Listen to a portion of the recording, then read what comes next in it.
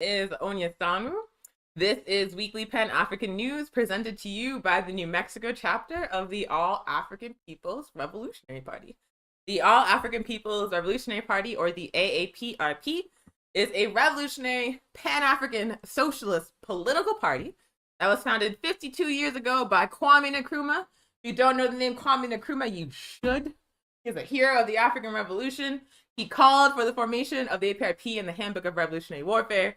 He was also, the first democratically elected president of Ghana after Ghana gained its independence from British colonialism after a mass people's movement. When Ghana gained its independence, he said, our independence is meaningless while the rest of Africa and the diaspora is colonized. And so he wrote the handbook. He wrote Class Struggle in Africa. He wrote Africa Must Unite. He's one of the forefathers of Pan-Africanism. And so that's why we're here, because of Kwame Nkrumah. But we do this show every single Thursday at 12 p.m. Mountain Time. We've been doing it for about a year. It's over a year now. It's kind of wild because we started in March of 2020. We started it back at the beginning of the COVID-19 pandemic because we quickly realized that our people, the masses of African people, were going to be at particularly high risk of getting severely ill and experiencing serious complications to their livelihood if we brought them together in person. So we started doing this show virtually. It's one of many, many, many ways that New Mexico chapter adapted to the conditions of the COVID-19 pandemic. But we are very happy to do this show every week. We're really grateful for the recurring audience members that we have, and we appreciate y'all. So we always start off the show with an intro that's made up of three things. The first thing I did a little intro. I'm Wendy Mandela. This is A-APRP. That's the program. The second thing we always do is we want to call in an ancestor.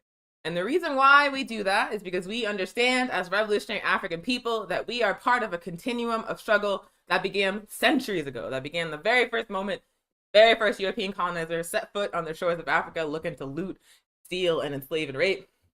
So we understand that we are not reinventing the wheel.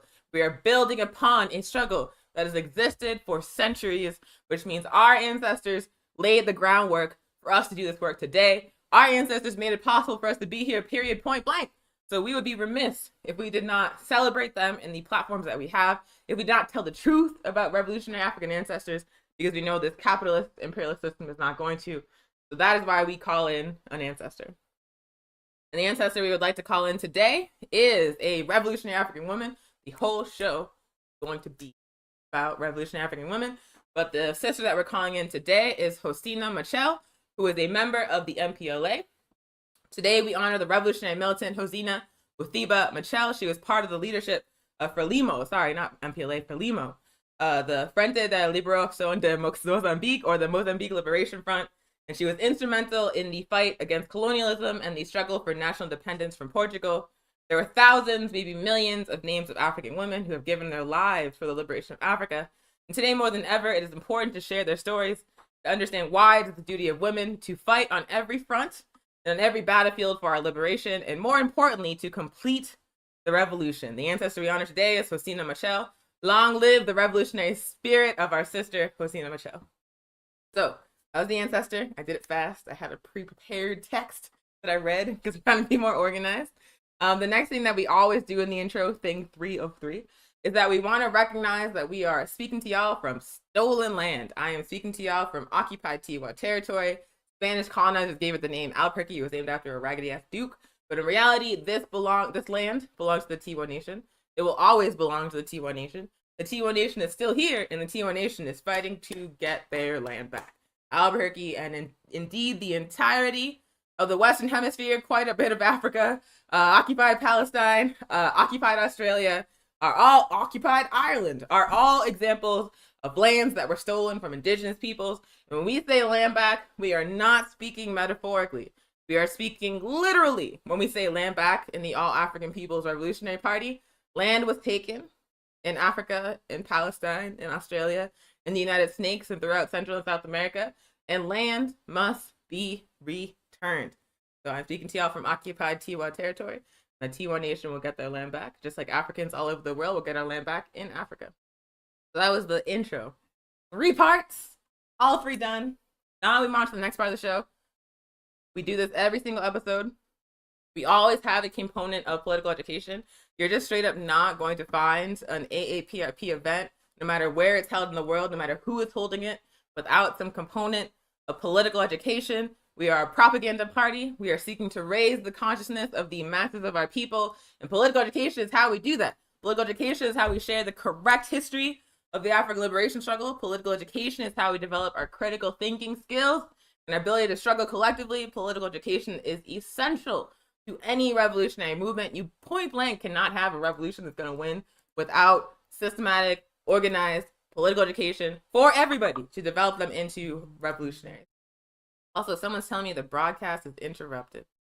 Hope it's not. It looks fine from my end. Everything's green. I need more details. If you are, I guess, yeah, let us know in the comments if you're having issues seeing, or if this car match is just having interest. Yeah, Bird says I'm good on YouTube, so I'm gonna keep going. So yeah, political education, essential. Every revolutionary struggle must have political education. This week, the PE topic, PE stands for political education. I'm trying to be careful with the acronyms, explain them every time.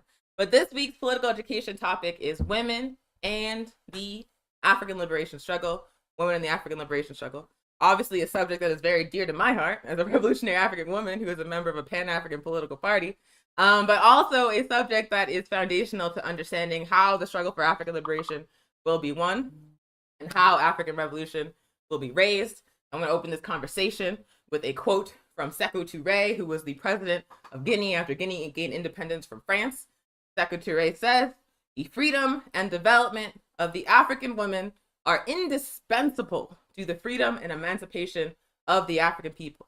The freedom and development of the African women are indispensable to the freedom and emancipation of African people." Once again, that was Sékou Touré, president of Free Guinea after it gained its liberation from France.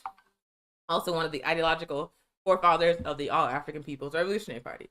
But what Sékou Touré is basically saying in that quote is that no struggle for African liberation, no African revolution, period, no struggle for Pan-Africanism as an objective can ever be won without putting the liberation of African women at the forefront. At the forefront, like as a mainline priority. And the reason why I'm emphasizing that is because now in Draghi-ass 2020, where everybody's moving to the right, there is a strain of thought that says that the struggle against patriarchy, the struggle for the liberation of women and marginalized genders and queer folks, the struggle for the liberation of intersecting oppressions has to wait until after the class struggle, has to wait until some indeterminate point, quote unquote, after the revolution.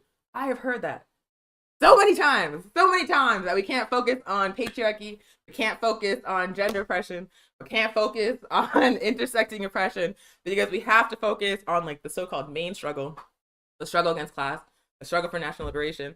But what Sékou Touré says very, very, very clearly in that quote, the freedom and development of the African women are indispensable to the freedom and the emancipation of the African people, is that it's not going to happen that way. There is no such thing as the revolution happens and then we'll work on liberating women. It's just not going to happen that way. It has to happen concurrently. Concurrently, we have to struggle against patriarchy and against gender-based oppression at the same time that we are waging the struggle against colonialism and the struggle against capitalism. It must happen concurrently. And if you look at the history of revolutionary anti-colonial struggles across Africa, across the diaspora, across the colonized world, you see in place after place after place, whether it's in Guinea-Bissau, whether it's in Cuba, whether it's in Vietnam, that those struggles actually were waged concurrently and successfully. The PIGC, under the leadership of Amilcar Cabral, straight up said that women were equal to men. They're going to be in the front line. They're going to be in leadership roles. And that went against everything Portuguese colonizers have built within the mindset of Africans in Guinea-Bissau. And they still did that shit. They still won over the masses to the correct line of struggling concurrently against patriarchy and gender-based oppression during the revolution against colonialism and capitalism. So when someone tells me that the struggle against patriarchy has to wait until after the revolution, that is a person who I know off top does not read and is full of shit. Anywho, so why is it that African women are oppressed under the system of capitalism and colonialism? Why is it that the struggle for African liberation must be fought concurrently with the struggle against patriarchy and gender-based oppression? Well, I'm going to introduce y'all to a concept known as triple oppression. Triple oppression is a term coined by Claudia Jones, who was a revolutionary African woman, a Marxist, who lived in Britain, and also founded Carnival in Britain, I found out the other day. But triple oppression, as described by Claudia Jones, basically means that African women and marginalized genders as well are oppressed on the basis of our nation, our class, and our gender, our nation or our race. You can think about it as our race, by class and by our gender. And that this condition of triple oppression is like the default position for the masses of African people all around the world. We face triple oppression as workers, as African people, but also as women and marginalized genders like non-binary folks. So if we understand that, then we can use that lens of triple oppression to analyze the condition of the masses of African women and marginalized genders across the world. You can say, okay, what does it mean to be oppressed as a worker, as an African, and as a woman? What does that look like? Well, let's look at the example, for example, single mothers, single African mothers under a capitalist society. There's probably no group of people that is more denigrated, not just by the oppressor, not just by the ruling class, but within their own communities than single African mothers. Despite the fact that these women represent the backbone of multiple revolutionary organizations, like the most principled, consistent, and revolutionary, frankly, comrades that I have in the African People's Revolutionary Party are overwhelmingly single motherfucking mothers who like will bring their kids to meetings and be taking notes or facilitating, who are showing up day after day after day, early in the morning, late at night, when childless people are nowhere to be found. when childless men, childless women are nowhere to be found, these women are showing up consistently. But if you look at their condition under capitalism, you see poverty, you see exploitation, you also see rhetoric that dehumanizes them, that like deems them somehow morally unfit, that says because they are a woman with a child and no man in the picture, that somehow they are less than. There's like, I am a single person, and so unfortunately, I have to be on dating apps. I'm on Tinder and all that other bullshit. It's very depressing.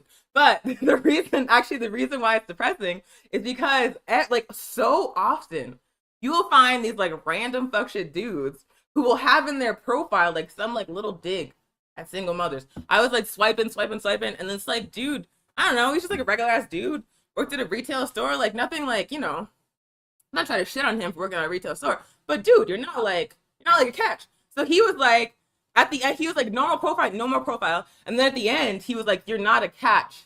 Otherwise, he wouldn't have left you and the kids. And I was like, some mom is just fucking minding her business, trying to find a gentleman caller or a person to hang out with, and this dude who works at rent, like, you're not better than her, you're both poor. You dude takes it out of his, like, goes out of his way to, like, cut her down to size. Never met her before, doesn't know anything about her. He's just internalized the dehumanizing rhetoric about single mothers, particularly single African mothers in the society, and has taken it upon himself to cut them down to size in the fucking 500 characters he has in his Tinder profile. And that's just like one example of the way that these women, who again are the backbone of communities, are the backbone of revolutionary organizations, are considered within a capitalist and colonial system. They are raising generations of revolutionaries in the modern day. They are doing like an incredible juggling act by supporting families by themselves and raising like good principled kids, and they get shit on consistently because of patriarchy and because of this concept of triple oppression on the best basis of nation, class, and gender. Because there's there's wealthy African or European women, right, who are single mothers, who are like celebrated, who are like, you know, women doing it for themselves, who are like held up, and that's like not a big deal. But if you're a poor or working class African woman with a child and no man in the picture, people will just shit on you reflexively, even other women. That's one example of the condition that African women face under this concept of triple oppression. So capitalism in general spreads lies about African women.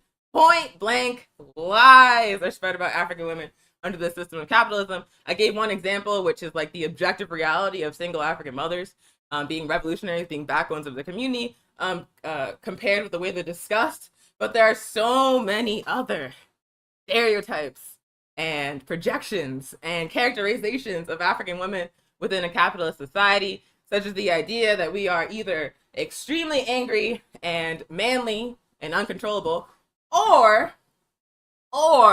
Jezebels, wanton, bloody, always looking for it, don't even worry about consent because we're always open for business. That kind of attitude projected upon African women that you can see in the way that people talk about, I hate celebrity-centered analysis, but the way that people talk about, for example, like Megan Thee Stallion, or really like, you know, any African woman that has that body type that just exists in that body in the world gets like sexualized images projected upon her, gets like sexualized attitudes projected upon her on a constant motherfucking basis. Can you tell I'm talking from experience? Can you tell? I go out of my way to not be flirty with people, and it comes off as very cold, because if I let myself show any of that on any level, then people are going to be like, oh, you want dick, oh, you want to fuck, or sexualize me in some way that I did not ask for. That's just like a default day-to-day experience as an African woman within a capitalist society. There's all these like stereotypes and projections and assumptions that are put onto your body by the broader society, which is white supremacist and patriarchal, like you are just forced to fucking navigate. You're just forced to navigate. So I'm actually like a very friendly and flirty person, but I fucking suppress that shit because I don't want to fucking deal with it. So yeah, the capitalist system constantly spreads lies about African women, says we're lazy, says we're slutty, says we're angry, says we're manly, all kinds of things to provide a after the fact justification for that condition of triple oppression, for that condition of exploitation. It wants to keep us poor. It wants to keep us down. It wants to keep our children criminalized and take them away from our homes. And so it has to spread lies about who we are and how we exist in the world in order to justify all these actions of oppression and exploitation under capitalism. Does that make sense? I hope it makes sense. So these are some of the lies that capitalist system spreads about African women. But like I said, the truth about African women is that if we are poor and working class, if we are centered in our community, we are consistent, we are principled, we are indispensable comrades. Like I said, some of the most badass people that I work with day to day in the All African People's Revolutionary Party are single mothers who are doing that shit, who are taking care of kids on their own while also building revolutions, while also building the organization. When someone like tries to compare me, like people do this all the time, especially like dudes that are trying to hit on you. They try to be like, oh, you're not like other women. You know, these women are like loose and these women are stuck up and these women are blah, blah, blah. And so they'll try to be like, you're different. That happens to me all the motherfucking time. I think because I do that reserve thing, people assume that I feel a kind of way, or I feel like the way they do, that I internalized patriarchy they do. So they'll be like, oh, you're not like those other women, you're good, or you're like one of the good ones. And like, it reminds me of that quote, the way it makes me feel. It reminds me of that quote by Eugene Debs, who was like that European socialist in the United States. And he was like, if there was like a lower class, I'm of it. If there's like a criminal class, I'm of it. Like, I'm not better than any working class person. I feel like that. And I also feel like when it comes to hoes, when it comes to strippers, when it comes to like so-called loose women, when it comes to like the women that are like projected upon and sexualized and like shit on and poor, I am those women. I am not better than them. I am the same level as like the lowest considered African women under this motherfucking system. Don't ever put me up here compared to like the single mothers who are doing kind of work that I could not even conceive of. I have no children. I have no dependents. I can dedicate my entire life to the revolution and no one's going to lose out. But these mothers are able to balance raising children, oftentimes doing extremely exploitative labor at the same time as they're building revolution. So no one's ever going to tell me that I'm supposed to be better than a single mother. Absolutely not. Absolutely not. You know how many organizations would fall the fuck apart without single mothers? You know how many organizations would fall the fuck apart without sex workers? You know how many organizations would fall the fuck apart without hustlers? You understand? You understand these hierarchies of which women are acceptable? We're just created by the system that oppresses us. And so I reject it. I reject it. So I do want to say, you know, capitalism spreads lies about African women that specifically targets poor and working class African women. The capitalist system spreads these lies that dehumanize those women, that rationalizes their exploitation and their oppression. That's absolutely the case. And the truth is, of course, that many of those women are revolutionaries. Many of those women are pillars of their community. Many of those women are supporting children beyond their own, like feeding entire neighborhoods. Like, that's a common occurrence in African communities across the world, not just in the United States. So that's like, there's lies that the capitalist system tells, and there's truth about the reality of African women. But what I do want to mention is that even though poor and working class African women get the smoke from the system and from the community as a whole, the reality situation is that the African women that are doing the dirt are not poor working class African women. It's not the sex workers. It's not the strippers. It's not the mothers. It's not the people living in poverty. It's not the folks on food stamps. Those are not the African women that are the motherfucking problem. There are a segment of African women that are a motherfucking problem. I wrote an article about it 2 weeks ago called African Women Don't Be a Mammy for Empire. And the group of African women I was talking about is petty bourgeois African women. Petty bourgeois African women. Middle managers. Academics. Government employees. People like Kamala Harris. People like Linda Thomas Greenfield, who is the UN ambassador, or the US ambassador to the UN, who used to work for fucking AFRICOM. People like Michelle Obama. People like Beyonce. People like Condoleezza Rice. These petty bourgeois African women. These oftentimes wealthy African women who are usually married. Usually to an African. They fulfill every single box that capitalism sets up that we're supposed to check for being respectable women. These petty bourgeois African women that check all these dumbass respectable boxes are also occupying positions of political leadership within the motherfucking US government, within the US empire, and they use those positions to brutally oppress their own people and other poor and colonized peoples around the world. Kamala Harris is held up as someone that I should aspire to as an African woman. She's respectable. She wears suits with dumbass Converse sneakers. She has a nice little silk press. She's the first African vice president of the United States. She's in some stupid ass sorority full of other petty bourgeois people. She's like a respectable model of an African woman. This is what I'm told, right?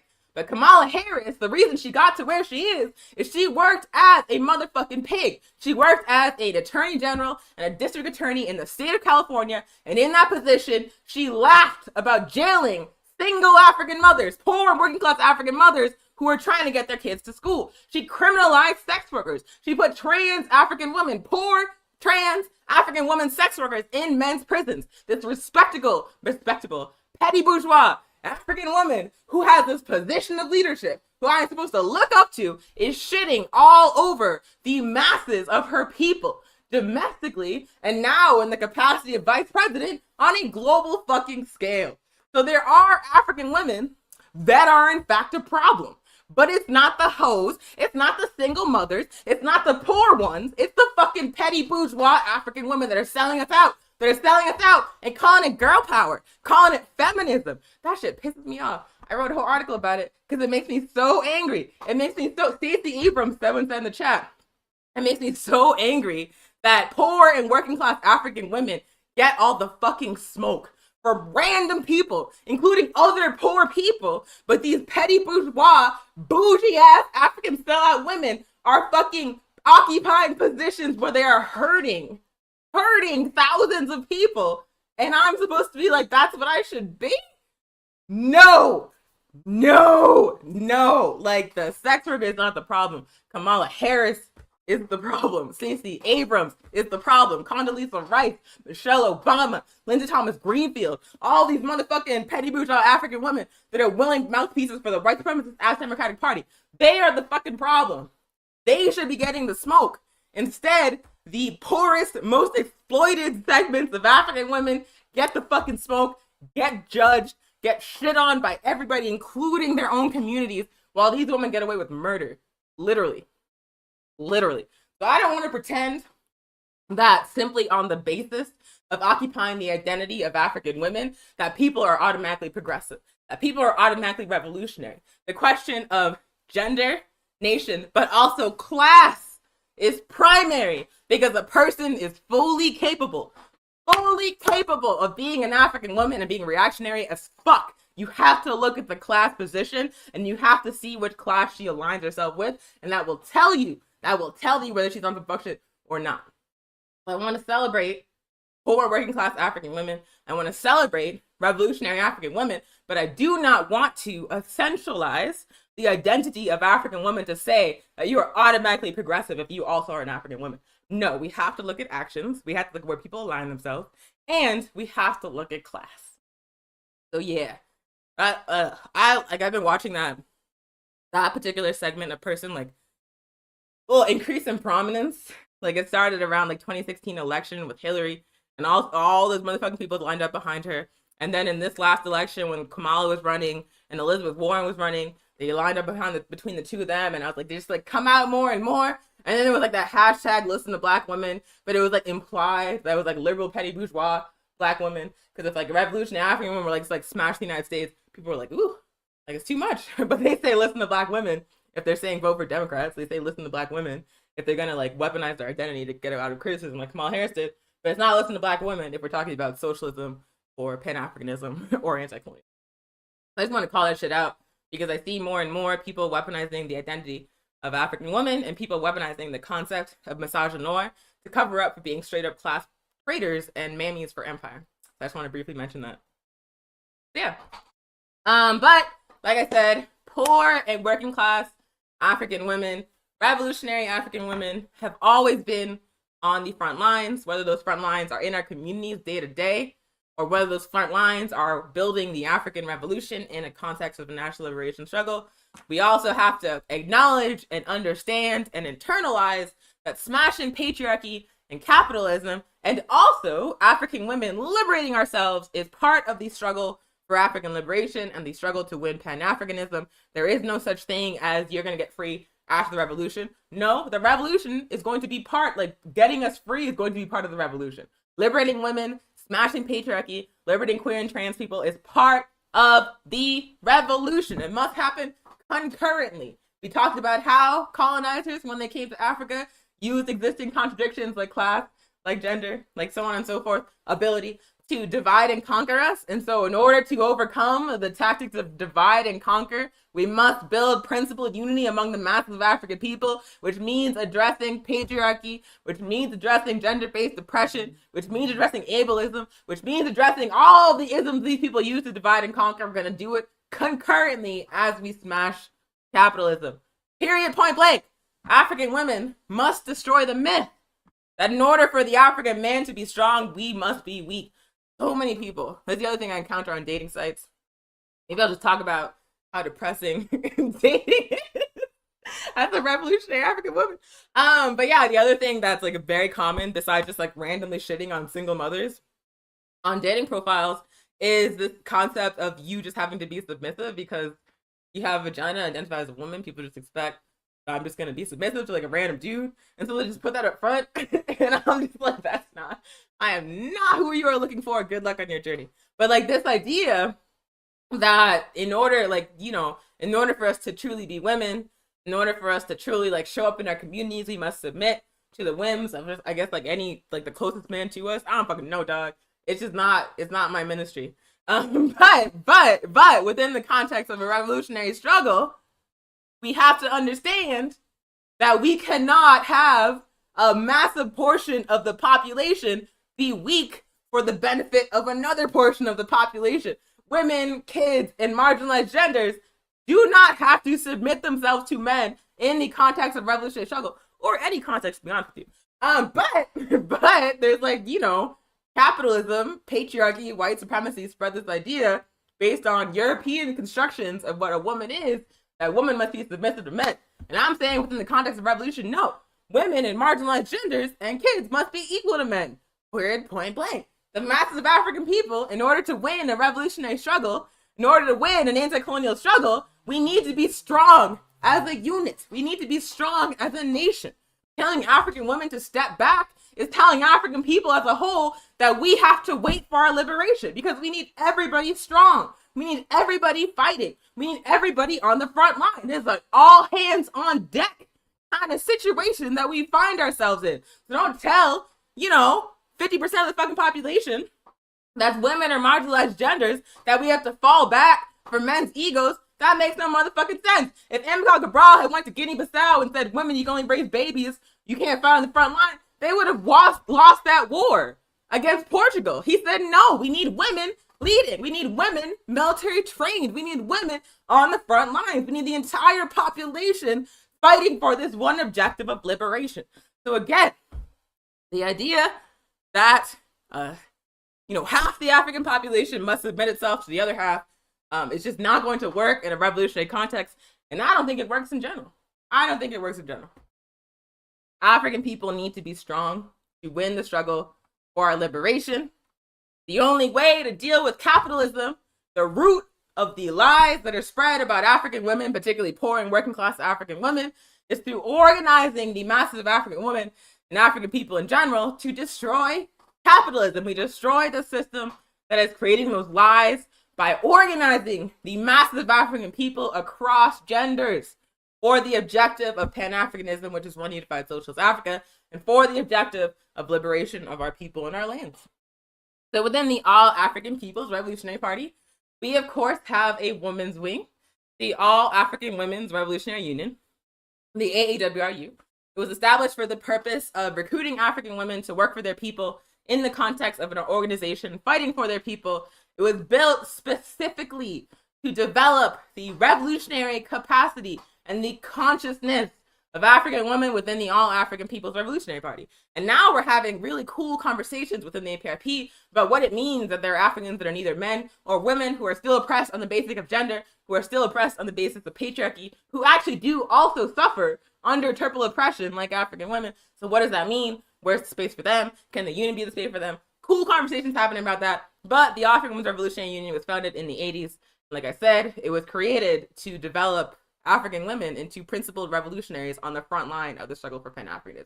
And as you can see by the example of the many African women and marginalized genders that you've seen repping the A-APRP New Mexico chapter across our programs, it's working.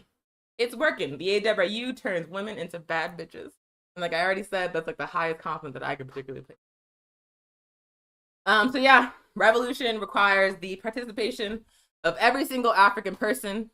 Every single African must engage in the process of individual transformation, but also in collective transformation that is a revolutionary struggle. Every single African person, regardless of gender, must be developed into a leader, must be developed into a revolutionary. I think I mentioned this on the show before. Many Marxist socialist organizations consider themselves like vanguard parties, where it's going to be like a small group of people to lead a revolution. The A-APRP is Nkrumah's Toureus for Kwame Nkrumah and Sekou Touré. Those are like the founders of our ideology. And we are not a vanguard party. We are a mass political party, meaning we are trying to organize the mass of our people for the revolutionary struggle on a mass basis. We're not trying to create like a small cadre of leaders. We are trying to create many thousands of leaders within the African liberation struggle, because we are a mass political party, which means that every single African person who is not a class traitor must be recruited into the struggle to build Pan-Africanism, must be developed into a revolutionary African person, and that includes women, that includes marginalized genders, that includes the youth alongside men. I want to read a quote from Francis Beale, from When I Wear It Enter by Paul Giddings, which is a very, very good book. But just talking about what revolution means and what it's going to take and why we cannot exclude women. Let me get this quote up. So Francis Beale says, revolution entails not only the willingness to lay our lives on the firing line, to die for the revolution is a one-shot deal. To live for the revolution means taking on the more difficult commitment of changing our day-to-day patterns. This means changing the traditional routines that we have established as a result of living in a corrupted society. That again was Francis Beale. She was quoted in the book When I Wear Enter by Paul Giddings. And what Francis Beale is basically saying in that quote is that revolution is a process of transforming society. Revolution is certainly a process of transforming the economic system, but revolution is also a process about transforming our relationships to each other, to ourselves, how we treat each other, how we show up in the world, and also our relationship to the planet. She says it is about the more difficult commitment of changing our day-to-day patterns. This means changing the traditional routines that we have established as a result of living in a corrupted society. And so when you look at the question of patriarchy, when you look at the question of triple oppression on the basis of gender, nation, and class, you see in this quote from Francis Beale a clear way of dealing with those situations. It's not a case where you're going to wait until after the revolution, whatever the fuck that means, after the revolution to fight patriarchy. No, in order to build revolution in the first place, we have to transform the attitudes that patriarchy created. We have to transform these structures that patriarchy created. But we also have to transform the way we relate to each other as a community, and also on a one-on-one level. That means no more shitting on single mothers, no more shitting on sex workers and hoes, no more shitting on poor and working class African women simply because they are poor and working class African women. It also means respecting people's fucking pronouns, dog. Oh my God, I can't tell you how many times, big shot, revolutionary socialists, Marxists, whatever the fuck, are like, I'm too good for pronouns. I'm too good to respect basic facts about how people describe themselves when they identify. It's not revolutionary, it's not socialist. Get the fuck over yourself. Get the hell over yourself. Call people what they want to be called. It's not revolutionary to misgender random poor working class people. It makes no motherfucking sense. You're not sticking it to the man, you're sticking it to other African people, regular ass African people. So we have to transform the ways we relate to each other interpersonally, not just relationships where women and children exist to serve men. That's just not going to work. As we are fighting to transform society, we have to transform the ways that we relate to each other on a fundamental level. We have to unpack at every level the shit we have been taught to internalize about African women and marginalized genders and about African men. We have to change the way we treat each other. That is part of the revolutionary struggle. That is why we work so hard, why we're inclusive in our language on this program, why we talk about women and marginalized genders, why we respect pronouns, why we are working more and more and more to address ableism, because we understand that all of these intersecting oppressions were given life and power by capitalism, exist to prop up capitalism. In order to destroy capitalism, we have to work through that shit. How to work through it. So all these people, there's people who believe that the class struggle is solely waged on an economic level, and those people are wrong. The class struggle is waged across all sectors of society. A revolutionary struggle is waged across all of these intersections. It is not a distraction. It builds a stronger and more unified movement where every single person that is involved feels safe and feels like they have a place and a role. It's so much better. It's so much better when you just respect people. That makes them want to join you. And when you're just like, I don't give a fuck, I'm going to shit on you because you're a single mom, I'm not going to respect your pronoun, it lets them know that any revolution you lead is not going to liberate them. So I just wanted to say that revolution is not just about transforming society, it's about transforming how we relate to each other, transforming how we treat each other. And that means letting go of all that shit that patriarchy and triple oppression imposed upon. And I just want to conclude with first saying that African women must realize that we have the right and the responsibility to participate in the struggle for our people's right to self-determination and our struggle for liberation. Do not let anyone tell you a revolution is a man's job. If men could do it alone, they would have been done that shit. Nope. There's never been a revolutionary struggle where women were not also on the front line, fighting side by side, including in the armed part. We have a right to be in this struggle. We have a right to lead in this liberation struggle if we want to. We have the right to choose the role that we play. We have the right to show up. We have the right to engage in struggles over ideas without being made to feel dumb or like we should be quiet. We have the right to be our full selves. We have the right to be hoes, single mothers, sex workers, and still be revolutionaries. We have the right. Don't let anyone tell you need to take a back seat. Don't let anyone tell you that revolution is men's work. It's straight up not. They can't do that shit by themselves. They need us. They need us, just like the planet needs all genders to make life. All genders are required to make life on this planet, not just men. So participation in the struggle for African liberation is part of the history of African women, and I just want to briefly share some examples of revolutionary African women. First, I already mentioned at the top of the show, ancestor Justina Machel from Frelimo, revolutionary African woman who engaged in the armed struggle against Portuguese colonialism in Mozambique. We also have the example of Carlotta of Cuba, the woman that I look up to the most, someone who I consider like a personal hero. Carlotta of Cuba led a revolutionary enslaved African uprising under Spanish colonialism in Cuba, alongside a trio of other women, enslaved women. The uprising lasted for a year.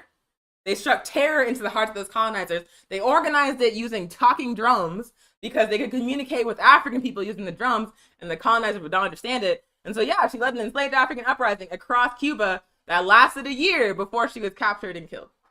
And there's a statue of that woman in Cuba to this day, because Cuba is a revolutionary island. Cuba is an African nation. Argue with yourself. And so Cuba celebrates revolutionary leaders instead of slave owners like the United States. And then also another cool fact about Carlotta is when the revolutionary struggles against colonialism were waged throughout Africa in the 20th century, in the 60s, 70s, and 80s, anti-colonial organizations that were waging that struggle, particularly against apartheid in Southern Africa, called out to the world for help. The United States government heard the call and traded with the apartheid government of South Africa. Israel heard the call and sold the apartheid government of South Africa nuclear weapons during the anti-colonial struggle. But Cuba heard the call, and Cuba was like, word. Cuba had sent hundreds of thousands of doctors and soldiers and teachers alongside material resources like weapons and money, and aided the anti-colonial struggles throughout Africa, helped stop the spread of apartheid in Southern Africa. And guess what they called that mission in Southern Africa? They called it Operation Carlotta, after Carlotta of Cuba, that led that enslaved African uprising in Cuba during Spanish. Because Cuba understands how that revolution happened.